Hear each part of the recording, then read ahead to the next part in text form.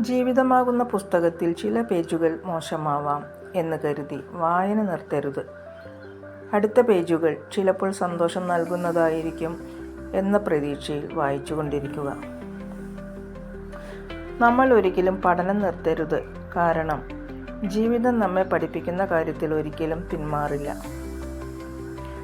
നമ്മൾ മറ്റുള്ളവർക്ക് വേണ്ടി ഒരു വിളക്ക് തെളിയിച്ചാൽ ആ വെളിച്ചം നമ്മുടെ വഴിയും പ്രകാശപൂരിതമാക്കും. നമ്മുടെ ചിന്ത, വാക്ക്, പ്രവൃത്തി ഇവ ദൈവഹിതമനുസരിച്ച് ക്രമീകരിക്കാൻ കഴിയുമ്പോഴാണ് ജീവിതം സന്തുഷ്ടവും സമാധാനവുമായി മാറുന്നത്. വാക്കും പ്രവൃത്തിയും ഒന്നാകുമ്പോൾ മാത്രമേ ബന്ധങ്ങൾക്ക് കെട്ടുറപ്പുണ്ടാകൂ. ദുഃഖങ്ങളിലേക്ക് നോക്കുന്നതിന് പകരം അനുഗ്രഹങ്ങളിലേക്ക് നോക്കുക. സന്തോഷം കണ്ടെത്താനാകും. ഒത്തിരി സ്നേഹത്തോടെ ഏവർക്കും ശുഭരാത്രി. Good night.